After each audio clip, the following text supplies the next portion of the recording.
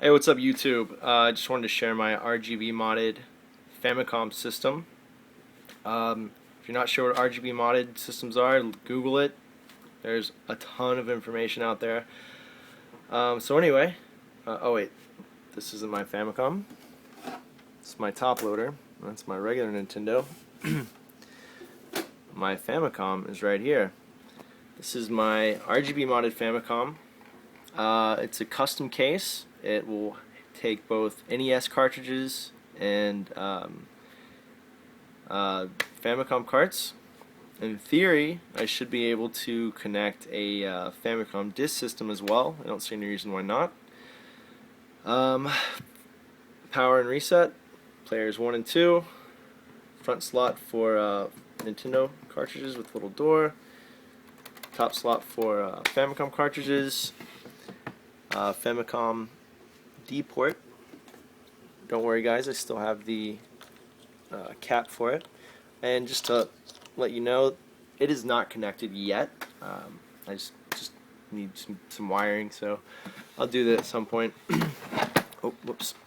In the back, AV multi-out power. And also just want to give a quick shout out to GameTech.us. Or Jason rather, did the modding for it. He installed the PPU. Always does a great job. I've had him mod a couple of my systems for me, including the top loader you just saw. So anyway, you need NES or whatever modded, give them a shout out. So we'll try the Famicom cartridge first. And just so everyone knows, I'm going through SCART to my XRGB Mini. Great upscaler. The beautiful, best purchase I think I've made. So anyway,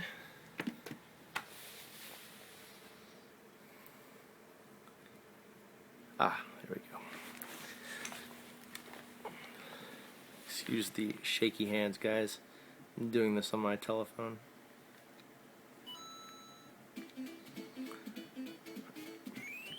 So obviously this is the Japanese version of the game, and I'm going to attempt to play this one-handed.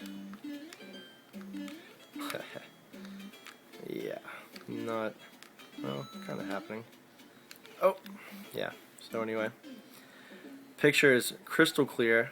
I kind of feel like the color's just a tad too bright. I don't know if it's in my settings on the XRGB Mini or maybe my TV. I mean, I'm not complaining necessarily. So, if I have to, I may throw in some resistors into the SCART cable. So I'm still kind of playing around with it right now. So let me show you the NES portion. And just to know, the system will not work with 2 cartridges inside. And if you're wondering how I'm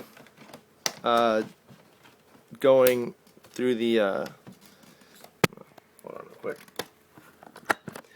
It's kind of a tight fit. How I'm going through the NES, like how I'm putting NES cartridges in. I'm using a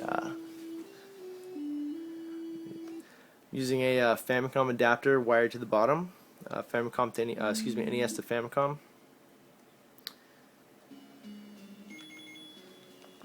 Again, one hand here. I hope my camera can actually display or record how good the picture looks. I was a little skeptical about how decent the picture would be even with the PPU mod, but I'm pretty happy with it. But yeah, one-handed guys. Let's see if I can do this. Apparently not. Alright, there we go.